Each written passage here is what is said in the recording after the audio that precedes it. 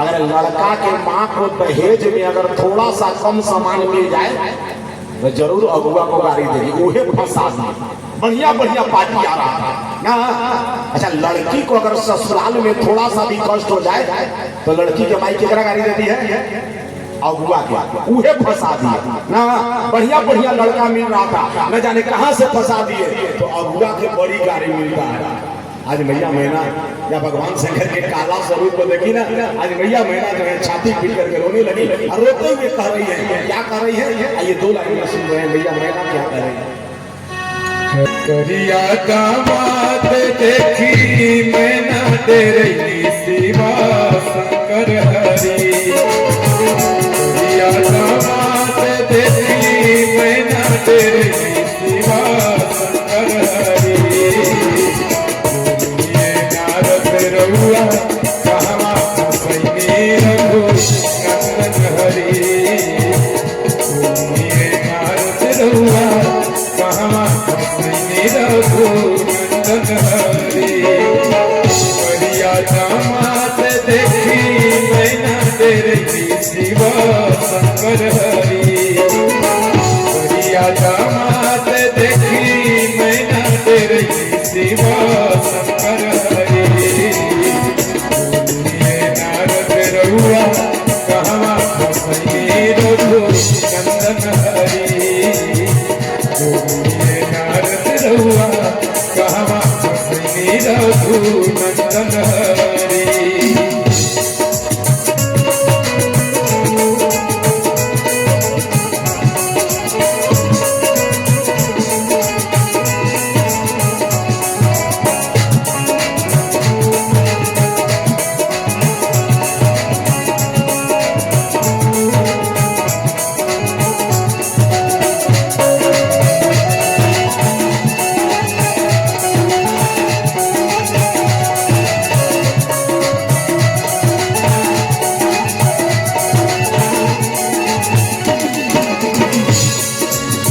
शिव जी के रूप देखी का पता बजनवा। सांप बिच्छू लटकल बाटे उनका गरदनवा।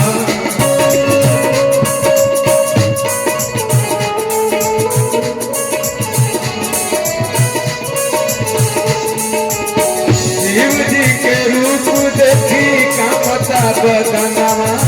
सांप बिच्छू लटकल बाटे उनका गरदनवा। देखी के रूप मैया मैना रोवे रघु नंदन हरि। देखी के रूप मैया मैना रोवे रघु नंदन हरि। ये नारद रहुआ कहवा सैनी शिवा शंकर हरि।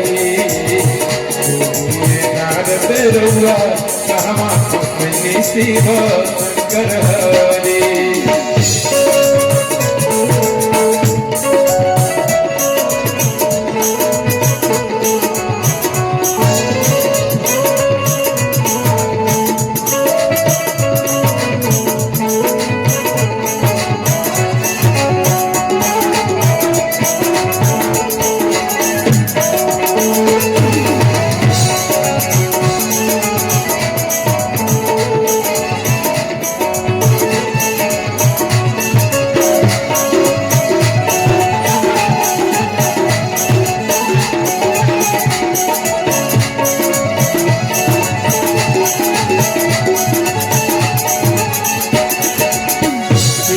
चला तारे कवनो सपेरा। रहे के ठिकाना नहीं थे कौनो डेरा।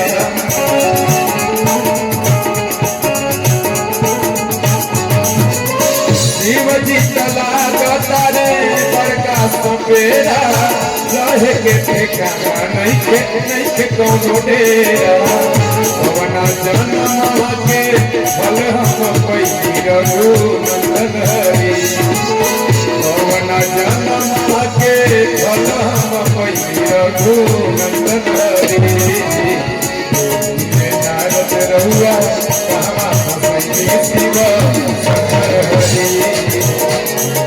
नारद रहुआ कहवा सैनी शिवा शंकर हरि।